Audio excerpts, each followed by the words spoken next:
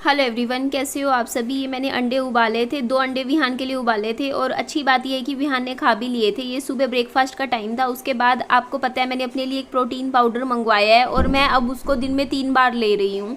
सुबह लेती हूँ, उसके बाद दिन में भी लेती हूँ, उसके बाद रात को सोते हुए भी। हाँ बेटा, अभी हाँ हाँ बेटा, दरवाज़ा खोलती हूँ। एक्चुअली मैं दरवाज़ा बंद करके आपसे बात करने आई। विहान मेरे पास आके कह रहा है मम्मा दरवाज़ा खोल दो, मुझे आंगन में जाना है। कि उसके टॉयज़ रखे हैं ना, तो आंगन में खेल रहा है। और ये कल का दिन था।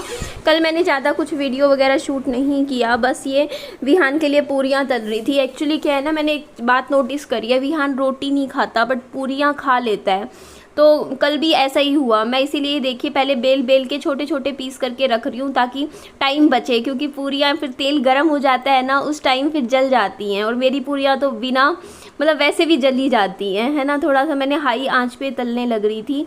तो देखिए विहान को मैं यही बता रही थी, विहान ने 2 पूरियाँ खा ली थी। तो पता है क्या होता है, बच्चे की ना फिर से खांसी हो गई है। अभी बीच में इसने लिम्का कोल्ड ड्रिंक पी थी, हमारे घर आ गई थी कोल्ड ड्रिंक, और ये जीरा लेमन भी कई बार पी लेता है। तो अब मम्मी ने भी बोला कि अब इसकी बिल्कुल बंद करवाओ कोल्ड ड्रिंक, क्योंकि इसको ना ठंडा पानी भी मैं पिलाती नहीं हूँ, और कोल्ड ड्रिंक पीते ही इसके देखो जुकाम हो गया। फिर वही है ना, फिर बच्चा परेशान होता है। इसीलिए यहाँ पे देखिए अब मैं विहान को पूरियाँ खिलाऊंगी। 2 पूरी मैंने भी दोपहर को यही खा ली थी, फिर रात को मैं खाना नहीं खाया। मैंने बस शाम 3-4 बजे ये खाया था, देख लो पूरियाँ खा ली थी।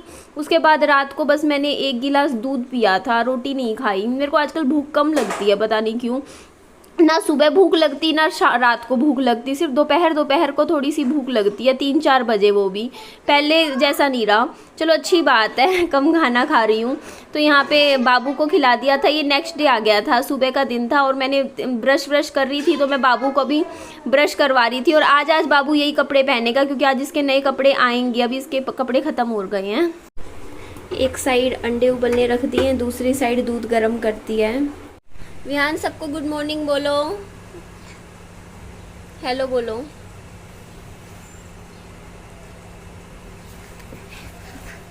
भाई तो नाक बह रही है। सुना दो 1 2 3। 1 2 3 4 5 6 7 8 9 10। एक्चुअली मुझे इसका ना टेस्ट अच्छा लगने लग गया है अब। विहान और मैं यही नाश्ता कर लेंगे।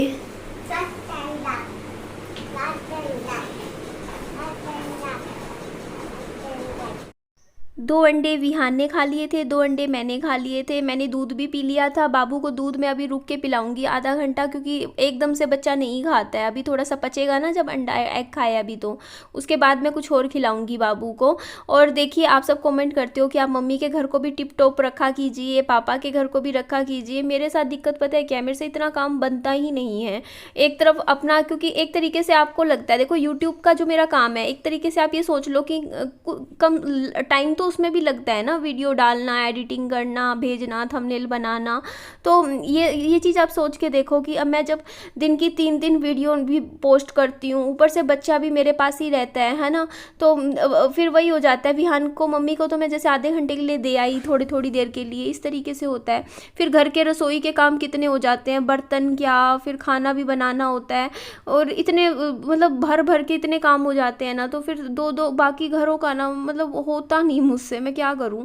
फिर भी कोशिश करती हूँ मुझसे जितना हो पाए। जैसे मैं आज आ गई, मैंने कहा नहीं आज टाइम निकाल के पहले पापा जी के घर को थोड़ा सा सेट करूँगी, अच्छे से कर दूँगी टिप टॉप। लेकिन यहाँ पे भी पता है क्या होता है, जैसे अब विहान मम्मी के पास रहता नहीं है, वो नहीं रहता, वो उसको मम्मी चाहिए, मैं चाहिए होती हूँ।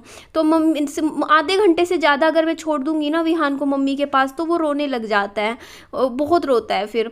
इसीलिए मम्मी कहते हैं कि जैसे अभी मैं छोड़ के आई थी विहान को 8:30 बजे, तो 9 बजे मेरे को विहान को दवाई देनी होती है। तो मैं दवाई देने जब विहान के पास गई ना, तो मेरे को था कि मैं दवाई दे के फिर आधे घंटे 9:30 बजे लेके जाऊंगी विहान को मम्मी के घर से, और यहाँ आधा घंटा और लगा दूंगी, काम कर लूँगी। बट विहान रोने लग गया कि लेके जाओ मम्मी मम्मी करके। फिर मैं विहान को ले ही आई, तो मेरा ये काम फिर से पेंडिंग रह गया, इस घर का जितना हुआ। तो यही होता है। और आप कहते हो ना कि काम वाली रख लो, तो देखो 2 रीज़न है काम वाली ना रखने के। सबसे बड़ा रीज़न ये है कि मेरी मम्मी को भूलने की दिक्कत है। कल को ऐसा ना हो कि देखो मेरी मम्मी कोई चीज़ 100-200 रुपये रख के कहीं भूल जाए, और फिर मेरी मम्मी तो सीधा बोल देंगे कि इसी ने लिया होगा, समझ रहे हो आप। और फिर कितना ख़राब लगता है, आप खुद सोचिए कि आप ना काम वाली रखवाओ घर में और उसी पे ही चोरी का इल्ज़ाम आ जाए तो कितना गंदा लगेगा, है ना। क्योंकि मेरी मम्मी मेरे से भी पूछते रहे कई बार कि कह देते हैं कई बार कि तेरे पापा ने लिए होंगे पैसे, 500 रुपये का नोट भी मेरी मम्मी इधर उधर रख के भूल जाते हैं, तो तेरे पापा ने उठाए होंगे पक्का, तूने लिए होंगे, ऐसे पूछ लेते हैं। तो हम तो घर के हैं, हमें बुरा थोड़ी लगता है मम्मी हमसे पूछ भी ले, लेकिन कल को ऐसा ना हो ना कि मम्मी तो फिर ये सोचेंगे कि उन्होंने ही चोरी की होंगी। और मेरे को पता है कि मेरी मम्मी चीज़ें रख के इधर उधर भूल जाती हैं, दिमाग से निकल जाता है, इसीलिए मैं नहीं रख रही काम वाली, क्योंकि कल को बात बने अच्छा नहीं लगता, बहुत बड़ा ख़राब लगेगा। और दूसरी बात, बजट भी नहीं है काम वाली रखने का मेरा, क्योंकि मैं आपको पता ही है कम से कम भी 2,000 रुपये तो लेंगी ना घर का जो भी काम करेंगी। और जो घर के काम करते हैं ना वो नॉर्मल झाड़ू पोछा ही करते हैं, और झाड़ू पोछे में तो इतना कोई टाइम लगता ही नहीं है, घर हमारा इतने भी कोई वो नहीं है बड़े। मेन काम होता है कि घर में जो सामान समून फैला होता है तो वो ही डस्टिंग थोड़ी करते हैं, है ना। वो तो रेगुलर जो सफाई होते हैं वो करते हैं, और उसमें तो इतना भी टाइम भी नहीं लगता। तो फिर वही बात है यार, 2,000 रुपये मैं कैसे निकालूँ, बल्कि अभी मैं 10-10 रुपये देख के सोचती हूँ कि 15 रुपये बच जाए। अब 2,000 रुपये मैं काम वाली को दूँ, से बढ़िया 2,000 रुपये का तो ना मौसमी एक महीने की मौसमी आएंगी जिसमें रोज़ का अच्छा जूस बनेगा, 2 गिलास जूस निकलेगा। एक कट्टा 1,000 का भी आए तो 2 कट्टे मौसमी के घर में आएंगे, फल फ्रूट आएंगे, बच्चे के पेट में जाएंगे, है ना। अच्छी खुराक जाएगी, खाने पीने पे लगाऊंगी, बच्चे के 4 कपड़े अच्छे खरीद लूँगी, है ना। होता है यार, लेडीज़ को थोड़ा सा लालच होता है। देखो जिनके घरों में शुरू से बचपन से जिन्होंने देखा हो ना कि जिनके काम वाली आती हो, झाड़ू पोछे बर्तन वाली, उनको कोई बड़ी बात नहीं लगती। वो तो 2,500-4 हज़ार रुपये निकालना उनके लिए बिल्कुल भी बड़ी बात नहीं होती। बट मेरे को बहुत बड़ी बात लगती है वो चीज़, क्योंकि ना मेरे को ऐसा लगता है, देखो कि मान लो कई लोग क्या होता है जैसे बर्तन धोने वाली लगवा लेते हैं, लेकिन मुझे ऐसा लगता है यार जब वो बर्तन धोने वालों को भी जैसे मान लो 1,500 भी लेके जाए झाड़ू पोछा बर्तन के, मान लो 1,500 रुपये भी, मतलब मेरे को तो ज़्यादा देते हुए ऐसे लगता है कि यार क्यों देने हैं यार, आपको कितना काम होता है बर्तन का, चलो आप खुद कर लो पूरा दिन में, आपकी हाथों की एक्सरसाइज ही होती है काम करते हैं तो, है ना। झाड़ू पोछा करोगे, आप जिम के पैसे देते हो बाहर जाके, वहाँ पे 1500 रुपये वहाँ भी देते हो, फिर काम वाली के भी पैसे देते हो 1500, उससे बढ़िया आप जिम में मत जाओ, आपके वहाँ भी पैसे बचेंगे, काम वाली भी मत रखो, आपके वहाँ भी पैसे बचेंगे, और अपने काम खुद कर लो, आपकी एक्सरसाइज घर पर ही हो जाएगी, है ना।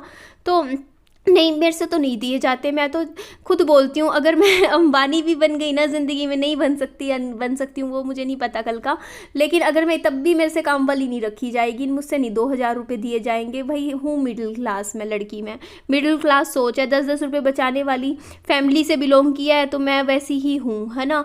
जैसी अपब्रिंगिंग होती है ना, फैमिली में माहौल देखा होता है वैसा ही बन जाता है इंसान। तो हमने देखा है भैया, मेरी मम्मी को, मेरे पापा जी को तो इतना नहीं, बट मेरी मम्मी को देखा है मैंने, है ना।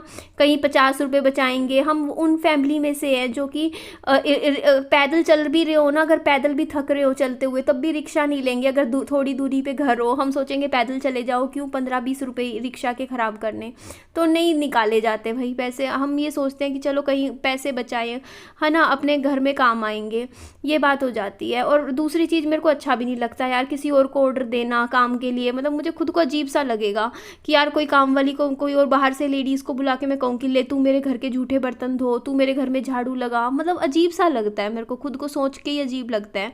क्योंकि ऐसा कभी मेरे को, मतलब कभी ऐसी बात हो ना कि मतलब मजबूरी हो कि मान लो प्रेगनेंसी वगैरह होती है, तब तो चलो काम वाली रखवानी पड़ती है, मैं मानती हूँ, है ना। अगर मैं भी प्रेग्नेंट होती तो मैं भी रखती, क्योंकि डॉक्टर ही मना कर देते हैं आजकल, बेड रेस्ट बता देते हैं कि झाड़ू पोछा, झुकना मुड़ना नहीं है, बेड रेस्ट है, तब तो चलो मजबूरी है। अभी कौन सी मजबूरी है ना, अभी तो कोई मजबूरी नहीं है। तो ये देखोगे ना बेड पे इतना सारा सामान रखा हुआ था इस टाइम यहाँ पे, तो ये मैं सारे के सारे ये ना पर्दे थे, इनको तय कर करके बेड में रख लेती हूँ, क्योंकि इनका भी कोई भी यूज़ नहीं है, ये घर के बने हुए पर्दे हैं। आपको मैंने बोला था ना कि हमारे पहले के पर्दे पहले के टाइम के रखे हुए हैं बहुत सारे, तो मैं इन्हीं की बात कर रही थी। और आपके कमेंट आते हैं कि बेड डिस्कार्ड करके नया ले लो, तो जब लेंगे तो सब कुछ ही नया ले लेंगे, है ना। तो देखते हैं, अभी नहीं लेते हैं एक बार, क्योंकि अभी आपको पता है मेरे ऊपर तो इतना लोन है इस टाइम, फिर मैं बार बार बोलती हूँ, आपको अच्छा भी नहीं लगता कि अभी मैं कुछ भी नई चीज़ अभी ख़रीदना नहीं चाह रही हूँ। और ठीक है, अभी यहाँ पे कुछ महीनों की बात है, कुछ महीनों की लगा लो, उसके बाद ये बेड हम डिस्कार्ड कर देंगे, फ्रिज भी डिस्कार्ड कर देंगे, बहुत पुराना सा हो रखा है। बाकी यहाँ पे फिर एक दीवान सा ले आएंगे थोड़ा सुंदर सा, है ना, ये चीज़ ठीक रहेगी। और देखिए मैं काजल की बात आ रही थी ना, तो काजल मैं वैसे नहीं लगाती हूँ कि मेरे को लगता है कि मेरी आईज़ में कोई दिक्कत है, मैं छिपाने के लिए लगाती हूँ। मैं काजल ना शुरू से ही लगा रही हूँ। मैं कॉलेज टाइम में नहीं लगाती थी, बट मैंने एक बार लगाया ना, मुझे इतना सुंदर लग रहा था, तब से मैंने लगाना शुरू करा। मतलब मेरे हस्बैंड को पसंद था मैं काजल लगाऊँ, उन्होंने एक बार मेरी तारीफ़ की थी काजल में लगा के गई, मेरे तो आईज़ बहुत सुंदर लग रही हैं।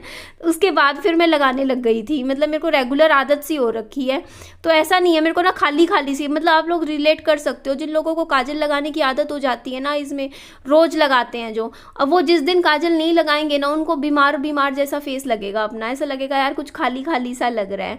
तो ये रीज़न है, और वैसे कोई रीज़न नहीं है कि मेरे को ऐसा फील होता हो या कुछ भी। मतलब ऐसा तो कुछ मेरे दिमाग में कभी आया ही नहीं। बस मेरे को आदत नहीं हो जाती नहाने के बाद सबसे पहले जाके मिरर में काजल लगाने की और एक लिपस्टिक, बस मैं ये 2 चीज़ें लगाती हूँ, बाकी नहीं। और मैं मोटी हो गई हूँ, मुझे पता है, मेरे को दिख रहा है वीडियो में। ये सूट मेरे फिर से टाइट होने लग गया।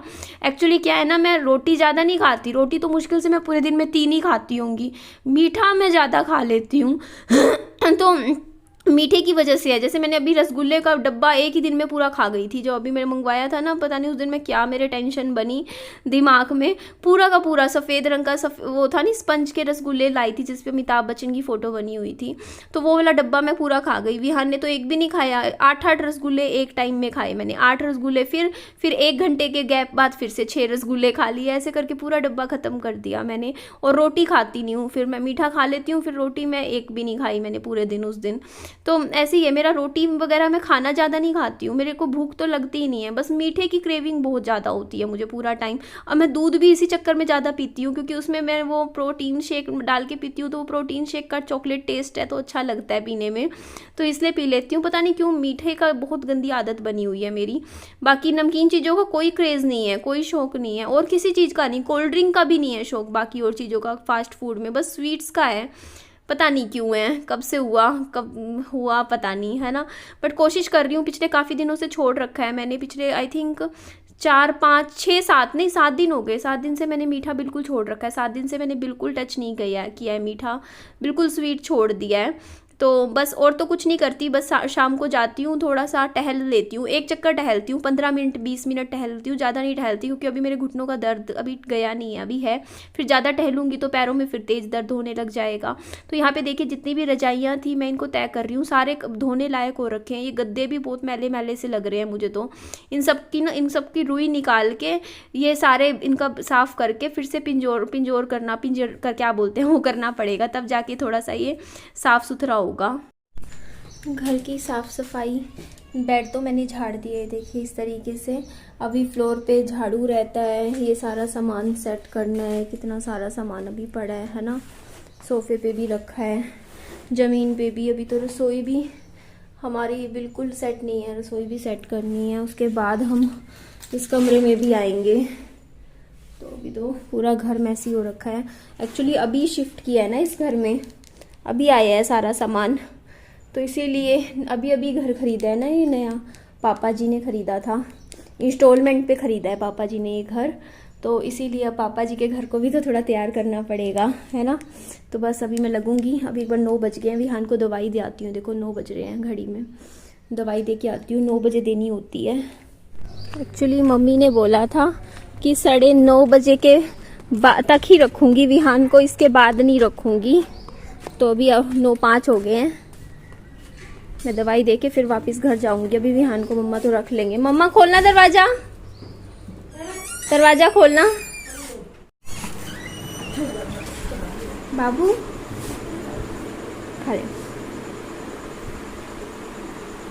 अब आप खुद देख लो, आज मैं सुबह 6:30 बजे उठी थी और 9:40 हो गए। मैं बिल्कुल 6:30 बजे से 9:40 बजे तक मैं बिल्कुल फ्री नहीं हुई हूँ 1 मिनट के लिए भी। सुबह उठते ही नहाने के बाद ब्रश किया, विहान को ब्रश करवाया, उसके बाद अपनी 2-3 रील्स बनाई।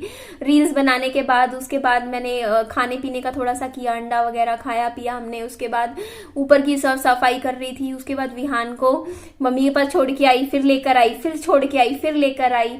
उसके बाद अब एडिटिंग करी बैठ के वीडियो की, और वीडियो की एडिटिंग करने के बाद अभी 9:45 हो गए हैं। अभी विहान को इस वीडियो की एडिटिंग हो चुकी है। अब इसको मैं भेजूंगी, भेजते ही फिर क्या करूंगी, विहान को अभी लेकर आऊंगी वहां से। लाते ही फिर मैं दूध गर्म करके विहान के पास बैठ के दूध पिलाऊंगी विहान को। उसमें भी 20 मिनट तो लग जाएंगे, पीछे पढ़ पढ़ के पिलाना पड़ेगा। उसके बाद फिर इस वीडियो का थंबनेल और टाइटल वगैरह क्रिएट करूंगी, तो 15-20 मिनट उसमें जाएंगे, 10:15-10-20 बज जाएंगे। उसके बाद फिर मेरे को इस घर की झाड़ू पोछा सफाइयां करनी है जिस घर में मैं बैठी हूँ, ठीक है। उसके बाद मेरे बर्तन इकट्ठे हो रखे हैं, मुझे अपने बर्तन भी धोने हैं। तो ये सारा काम होने के बाद फिर आ जाएगा टाइम 11:30 बज जाएंगे, है ना, 11 साढ़े 11 बज जाएंगे। बाथरूम की भी आज क्लीनिंग करनी है मुझे।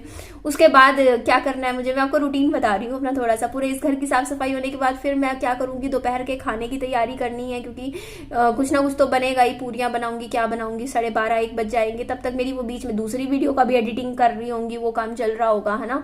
तो वो भी एडिटिंग साथ साइड बाय साइड करूंगी। उसके बाद फिर थोड़ा सा कुछ और ना कुछ काम चलता रहता है, मुझे पता नहीं चलता। लेकिन मैं सुबह होती हूँ ना, सुबह के बाद रात तक मेरे काम ही चलते रहते हैं। शायद सभी लेडीज के साथ यही होता है, फ्री तो नहीं होते हैं, है ना। पूरा दिन काम काम काम होता ही रहता है, कुछ ना कुछ काम सामने आता ही रहता है ना। कुछ नहीं काम दिख रहा होता तब भी विहान के खिलौने उठा के रखते रहो, वो फैलाता है, मैं रखती रहती हूँ।